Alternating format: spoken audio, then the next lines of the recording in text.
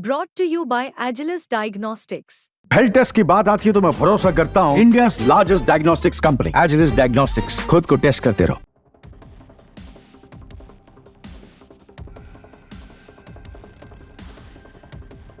भारत के थल सेना अध्यक्ष जनरल उपेंद्र द्विवेदी 5 दिवसीय दौरे पर नेपाल पहुंचे हैं, लेकिन उनका नेपाल पहुंचना बहुत खास है। भारत की सेना नेपाल के लिए क्या है, ये पिछले कई सालों में दोनों देशों के बीच के संबंधों से साफ जाहिर होता है। लेकिन नेपाल की इस बार की भारतीय सेना प्रमुख की यात्रा में उन्हें गजब का सम्मान मिला। नेपाल के राष्ट्रपति रामचंद्र पौडेल ने उपेंद्र द्विवेदी को नेपाली सेना के जनरल की मानद उपाधि से सम्मानित किया है। नेपाल में भारतीय सेना के अधिकारियों को सम्मानित करने की एक पुरानी परंपरा रही है और इसी परंपरा के तहत एक बार फिर भारत के एक और सेना प्रमुख को नेपाल ने जनरल की उपाधि दी है। बता दें, दोनों देशों के बीच लंबे वक्त से एक दूसरे को सम्मानित करने की ऐसी पुरानी परंपरा चली आ रही है। ये दोनों देशों के बीच सैन्य स्तर पर और कूटनीतिक स्तर पर गहरे होते संबंधों को दर्शाती है। नेपाल और भारत ने इस साल भी इस प्रथा को आगे बढ़ाया और भारत के सेना प्रमुख को नेपाल ने आमंत्रित करके विशेष सम्मान के साथ साथ जनरल की उपाधि दी।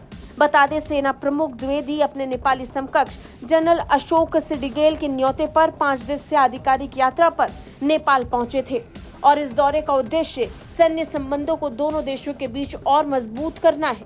अब नेपाल के राष्ट्रपति रामचंद्र पौडेल ने इसी मौके पर 1950 से आज तक चली आ रही इस प्रथा को जारी रखा और भारत के सेना प्रमुख को जनरल की उपाधि दी।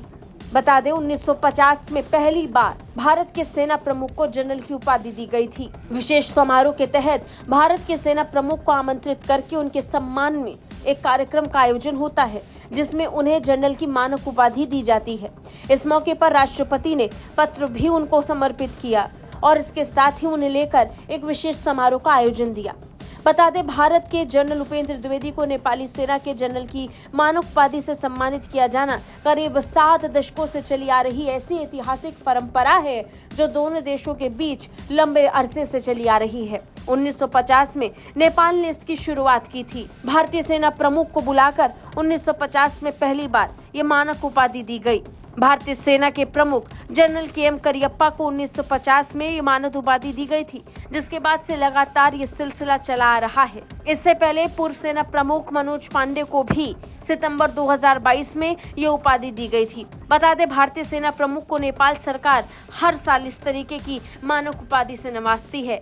हर एक सेना प्रमुख के सम्मान में इसी तरह से विशेष आयोजन कर उन्हें अपने देश में बुलाकर सम्मानित किया जाता है।